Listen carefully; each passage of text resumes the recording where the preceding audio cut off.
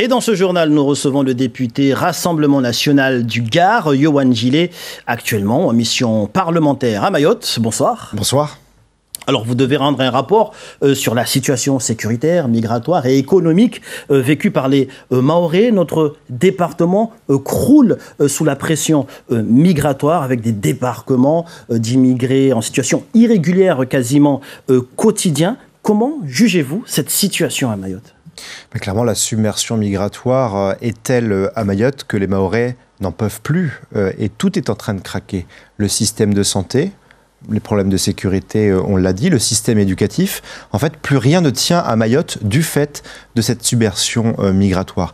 Donc moi, je comprends tout à fait les Mahorais dans la colère qu'ils ressentent. Je veux leur dire que le Rassemblement national est à leur côté pour dénoncer cette submersion migratoire et réclamer du gouvernement de l'action enfin. Les Mahorais ont aussi fait un excellent choix il y a quelques semaines en élisant une nouvelle députée en la personne d'Anchia Babana. Ils ont fait le choix d'une porte-parole courageuse qui saura dire au gouvernement face à face qu'il faut enfin arrêter avec cette submersion migratoire qui n'est pas une fatalité. Il y a des solutions, mais il faut avoir le courage d'agir. Force est de constater que tous les gouvernements qui se sont succédés n'ont pas eu ce courage. Et quelles sont justement ces solutions que vous pourriez proposer et qui pourraient être appliquées à Mayotte pour mieux lutter contre cette immigration clandestine ?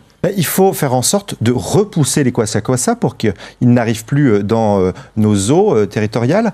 Ça, c'est déjà nécessaire. Il faut une plus grande fermeté également pour raccompagner dans leur pays d'origine les personnes qui arriveraient à arriver jusque sur notre sol. Alors, on y arrive, par exemple, avec les Comoriens, mais on a des difficultés, par exemple, avec d'autres nationalités à obtenir des laissez-passer consulaires, par exemple. Et donc, il faut taper du poing sur la table et enclencher également un dialogue diplomatique avec les pays d'origine pour exiger d'eux qu'ils reprennent les ressortissants qui sont sur notre sol et dont nous ne voulons plus. Pour ça, il y a des solutions. On peut les menacer et leur dire très clairement que s'ils ne reprennent pas leurs ressortissants, nous couperons tout l'octroi de visa à leurs ressortissants et que nous couperons également les flux financiers. Et croyez-moi, là, ils changeront d'avis et ils feront en sorte de récupérer leurs ressortissants. Mais il faut également dire à l'ensemble des pays concernés que s'ils n'agissent pas chez eux pour faire en sorte que leurs ressortissants ne viennent pas chez nous, alors là aussi, nous avons des menaces à mettre à exécution. Et les pays d'origine finiront finalement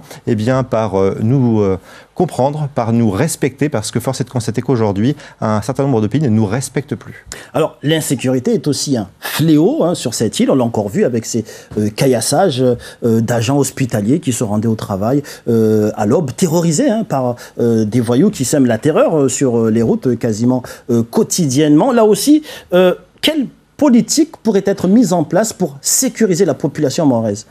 La tolérance zéro, mais avant toute chose, je veux dire qu'il faut le dire très clairement, l'insécurité est liée étroitement, évidemment, à l'immigration que subit Mayotte. C'est exactement pareil d'ailleurs en métropole. L'insécurité est du fait largement de l'immigration que nous subissons. Donc déjà, il faut faire ce constat et oser le dire. Tous les politiques n'osent pas le dire parce que certains, vous savez, on pratique en tout cas très largement la langue de bois. Ensuite, sur la politique pénale, il faut renforcer notre politique pénale. Il faut que la réponse pénale soit plus ferme, soit plus forte. Il faut par exemple, et nous aurons l'occasion de le faire, nous, au Rassemblement national, dans les prochaines semaines, proposer et voter le rétablissement des peines planchées. Tant que la justice ne sera pas plus ferme, tant que la justice n'arrêtera pas son laxisme, on n'y arrivera pas. Alors, un dernier point avant de terminer cet entretien. L'économie, on sait que dans le rapport que vous allez rendre, il y a également une partie sur l'économie. Avez-vous pu rencontrer les forces vives, le monde économique sur ce territoire et aussi avoir pu prendre la mesure, en tout cas, des difficultés rencontrées à ce sujet ? Oui, parce que l'avenir de Mayotte s'inscrit aussi de ce côté-là. Et effectivement, il y a à Mayotte une possibilité de développement qui est incroyable. C'est un bijou français, Mayotte.